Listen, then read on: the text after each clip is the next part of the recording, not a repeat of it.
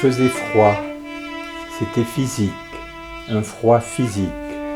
Je ne sais toujours pas pourquoi j'ai été chercher ce terme, physique, comme une mémoire de la peau et des os, ou bien une mémoire du mouvement restreint là, assis, devant le feu, à ses côtés encore quelque temps. Moi, ailleurs, le feu devant et le dos glacé. On marche, on va ensemble, serrés par le froid, le désir. On marche vers l'église, elle est fermée, alors on va au château. Il faut donner quelques pièces, 3 euros. Je ne sais plus ce que c'est physique. Une mémoire de la peau, des os, du cerveau.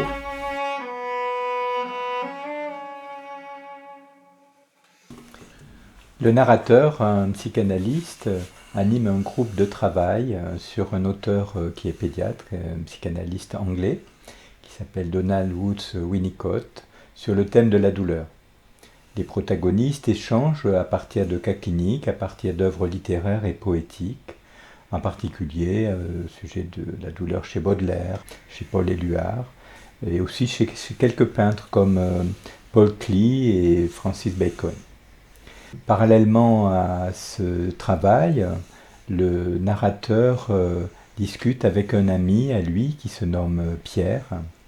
Pierre est identifié dans le livre comme étant acteur, auteur de pièces de théâtre. Il vit une situation difficile de rupture, de séparation, et il échange avec son ami, avec le psychanalyste, sur cette situation. On entre dans une grande salle, au sol de pierre blonde. Il fait froid. Les tables sont dressées, des santons, des figures et des mots. Les gens discutent, ils se connaissent. D'autres déambulent, errent. J'achète un animal en terre cuite, peint à l'égyptienne, une vache. La route sinueuse dessine un serpent de bitume. Les arbres feuillus s'ornent des guirlandes fauves, rouges ou jaunes. Le coton de la brune dans la vallée annonce la fin de l'automne. Le ciel bleu est drapé de dizaines de traînées blanchâtres, laissées par la ligne aérienne Paris-Toulouse. La thématique du livre est effectivement l'histoire d'une souffrance un peu mélancolique qui essaie de ne pas se perdre dans une complaisance qui serait l'expression d'une souffrance narcissique et qui perdrait le narrateur d'une certaine façon dans cette souffrance. Le livre parle aussi de lieux de l'enfance des protagonistes, du narrateur, de Pierre, des lieux dans le Lot, des lieux à Bordeaux. Mais il y a aussi quelque chose qui peut être déroutant pour le lecteur, qui est qu'il y a le non-lieu de la pensée, le non-lieu de la pensée des songes, qui est situé dans un lieu de l'esprit, d'une certaine façon, de chacun. Ils marchaient tous les trois, par moments l'entourant d'une protection rapprochée, tantôt à la queue leu-leu, discutant, mais le plus souvent l'écoutant égrener ses histoires. Là, il y avait une vigne. Ça me revenait comme ça, en bloc, au présent, parfois au passé. Alors, j'étais pris par l'écriture. Ce livre est une fiction. C'est le fruit d'un travail assez long, sur une dizaine d'années, qui a été écrit en plusieurs étapes.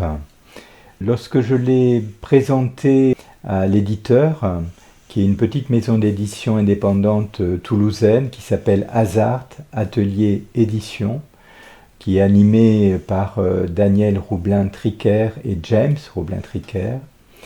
Lorsque je leur ai présenté mon travail, elle m'a vraiment permis de pouvoir finaliser le texte qui s'est écrit avec plusieurs temps, dans une temporalité qui s'est faite en parallèle d'ailleurs, entre un écrit qui au départ était psychanalytique et un autre écrit qui a été écrit au même temps, qui était l'histoire de Pierre en fait.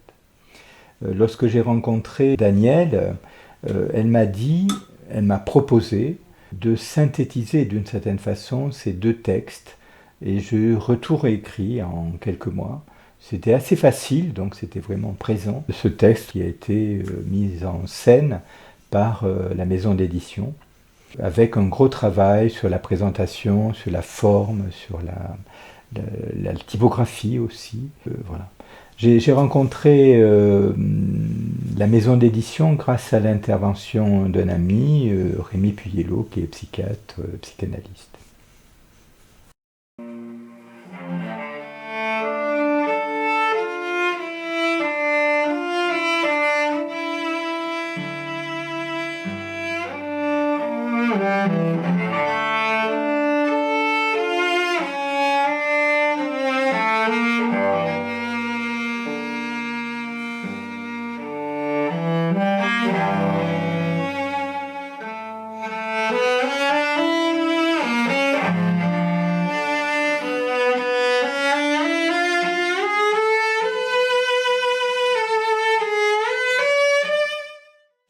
J'ai plusieurs projets d'écriture en cours avec un autre éditeur qui s'appelle Jean-Claude Tardif, qui est un éditeur qui a édité mon premier livre de poésie, La peintre le sait-elle. Donc Jean-Claude Tardif édite une revue qui s'appelle À l'index avec des suppléments. Un supplément qui s'appelle Les plaquettes, dans lequel a été édité La peintre le sait-elle, qui est issu d'un travail avec une peintre bordelaise qui s'appelle Sylvie Basteau.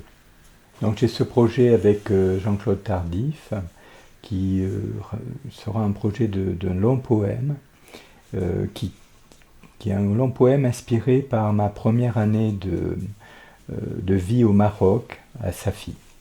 Il sera illustré par des peintures d'une collègue qui est d'origine vietnamienne. J'ai un autre projet qui est avec Hazard Atelier Édition, qui est un projet de conte inspiré de personnages de mon histoire familiale, qui est une sorte d'adresse à mes petits-enfants, qui sera illustré par des illustrations que je fais moi-même à la mine de plomb. Ensuite, j'ai d'autres projets, mais qui sont pour l'instant moins aboutis que ces deux projets-là.